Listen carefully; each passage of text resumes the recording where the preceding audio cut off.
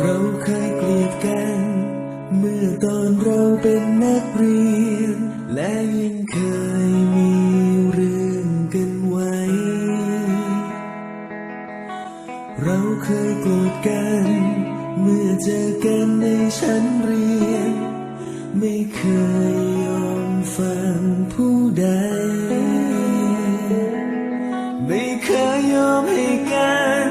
ชอบทะเลาะมีเรื่องกันทุกที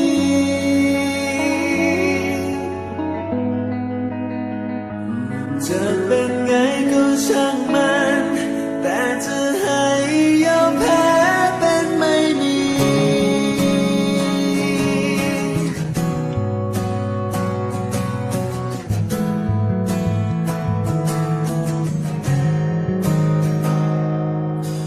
พอเราเติบโต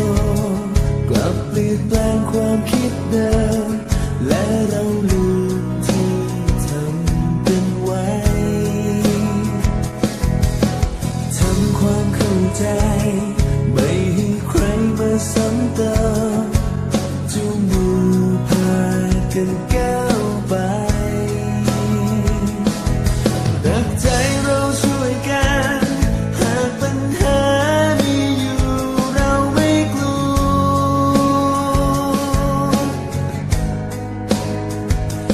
หากว่าเราจะช่วยกันไม่มีวันความหวังจะมืดมัวเพื่อนไม่เคยทิ้งกันไม่ว่าความฝันนั้นจะไกลสักเท่าไรจะหกล้มสงสารเมื่อใดเพื่อนจะปลอบใจ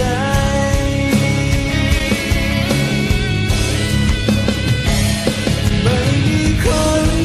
ที่จะรู้ใจไม่มีใครรักและตามใจเหมือนเพื่อนเก่าจะทำไงตามใจแต่เราเพื่อนเรารักจริง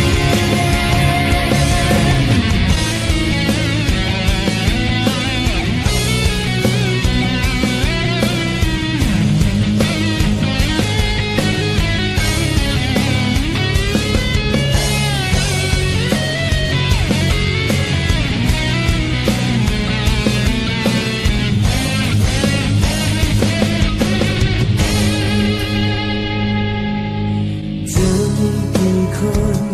ที่จะเคยมีเพื่อนดีและให้เราทำตามความฝันจะมีกี่คนที่เต็มใจจะร่วมทางและเข้าใจในความสำคัญยิ่งที่ยิ่งผูกพันเพื่อนเท่านั้นจะอยู่กันเรื่อยไป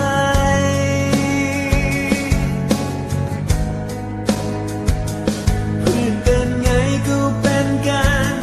กอดคอกันเอาไว้จนวันตายเพื่อนไม่เคยทิ้งกันไม่ว่าความฝันนั้นจะไกลสักเท่าไรจะหกล้มสงสารเมื่อใดเพื่อนจะปลอบใจ